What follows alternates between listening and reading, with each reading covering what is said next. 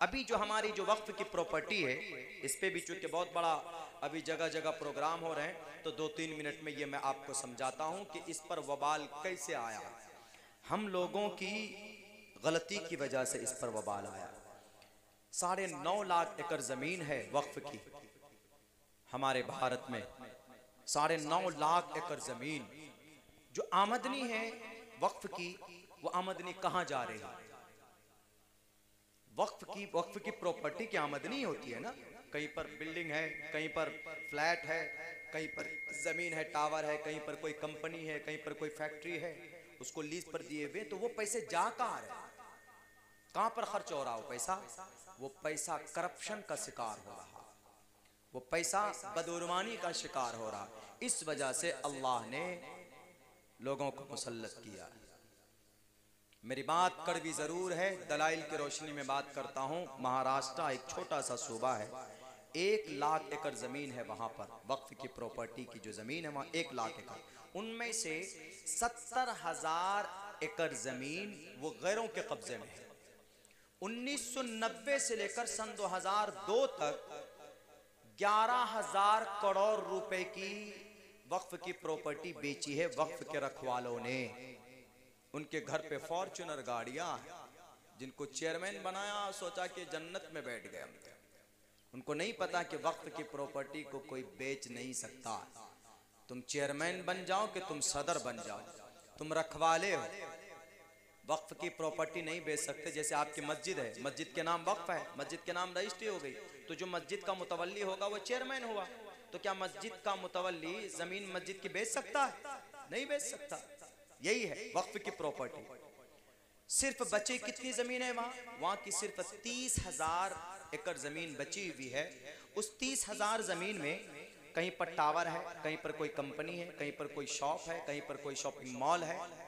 उसका रेंट आता है, उसका किराया आता है। तो सालाना किराया 10 करोड़ रुपए। बताइए, 10 करोड़। इन 10 करोड़ रुपए को कहां खर्च होना था? इन 10 करोड़ रुपए से मदरसा चलना चाहिए। इन 10 करोड़ रुपए से, ये सिर्फ महाराष्ट्र की बात है, वक्फ की जितनी भी आमदनी है, उन टोटल आमदनी से हमारे मदारिस में एक्सपेंड हुआ, मदारिस में खर्च बर्दाश्त करते ये लोग। मदारिस में उसकी रकम भेजते, मस्जिद के इमामों को रकम भेजते और मकतब को वजूद में लाते। इन तीनों के अलावा अगर डॉक्टर बनना है समाज के बेटों को, समाज की बेटियों को, तो डॉक्टर बनाना मना नहीं है। डॉक्टर बनाने के लिए आपको 2 साल के लिए नीट में बैठना पड़ेगा। नीट की तैयारी के लिए, डॉक्टरेट के लिए कोई कोचिंग सेंटर बनाना चाहिए था। और प्रशासन में जाने के लिए यूपीएससी और पीएससी की तैयारी करना, पीसीएस की तैयारी के लिए कोई कोचिंग सेंटर नहीं बनाया। वक्फ की प्रॉपर्टी से ये सब संस्था बनाया जा सकता था। आज हम अगयार के यूनिवर्सिटी में जाते हैं तो बच्चियों के बुर्के खींचे जाते। हमें वो यूनिवर्सिटी बनानी चाहिए थी। यानी अगर वक्फ की प्रॉपर्टी का सही इस्तेमाल होता तो भारत के अंदर 20-25 करोड़ मुसलमान गुर्बत की जिंदगी नहीं गुजारते। अगर आज जो ये दिन आया, अगर आज जो ये बुरा वक्त आया है, ये उन्हीं नालायकों, जालिमों, करप्ट और गद्दारों की गलती और उनकी सजा है जो इस बिल को भुगतने के लिए इसको भुगतना पड़ रहा है। इसमें संशोधन की बात कही जा रही। आज भी बेईमानी होती। बहुत सारे बड़े बड़े शहरों में जो फ्लैट है, जो बिल्डिंग है, जो वक्फ के नाम है, किराया 25,000 रुपए है आज की तारीख में, लेकिन वक्फ की स्लिप में कितना किराया लिखा जाता है? 250 रुपए लिखा जाता है। बाकी 24,000 22,000 रुपए कहां गए? पेट में गया। तो अल्लाह तबारक व तआला तो मुसल्लत करेगा ही।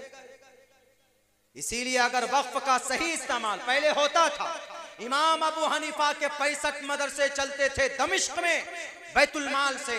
बैतुल माल का बदला हुआ नाम वक्फ की प्रॉपर्टी, वक्फ बोर्ड है। इमाम शाफी के 55 मदरसे चलते थे वक्फ बोर्ड से।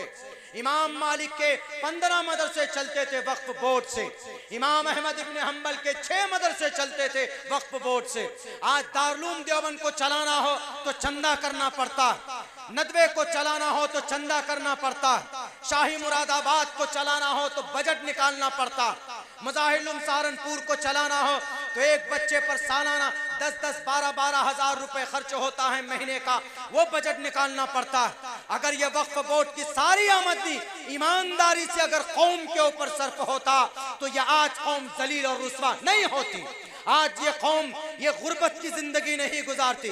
इनके पास इनका डॉक्टर भी होता, इनके पास इनके आलिम उलमा भी कसीर तादाद में होते, इनके पास इनके जज भी होते, इनके पास इनका यूपीएससी में क्वालिफाइड होने वाली एक बड़ी जमात भी होती, एमबी एमबीबीएस डॉक्टर के मैदान में एक बड़ा तबका होता।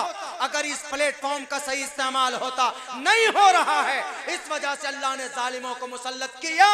और अगर नहीं सुधरी ये कौम, पूरी दुनिया में कसम खाकर कहता हूं कि मस्जिद और मदरसे सब शहीद कर दिए जाएंगे। देख लीजिएगा, इसलिए कि अल्लाह का फैसला है दो टोक लफ्जों में। अगर शरीयत से तुम लोग पहलू तही इख्तियार करोगे, करप्शन करोगे, घोटाले करोगे, तो अल्लाह तबारक व तआला किसी और कौम को पैदा करके उनसे अपना काम लेगा। मेरे भाइयों, इन द एंड बातें बहुत सारी कहने की, आखिर में यही कहना चाहता हूँ कि गर्व कीजिए और अल्लाह का शुक्रगुजार भी बनिए कि आप ईमान वाले हैं। सबसे बड़ी कीमती दौलत अल्लाह ने आपको नवाजा है, कीमती दौलत से सरफराज किया है। बस इसकी हिफाजत यह है कि पाबंदी से नमाज पढ़िए। नौजवान जो शराब पीता है, शराब से तौबा कीजिए, कसरत सलात की आदी बनिए और जुआ मत खेलो नौजवानों।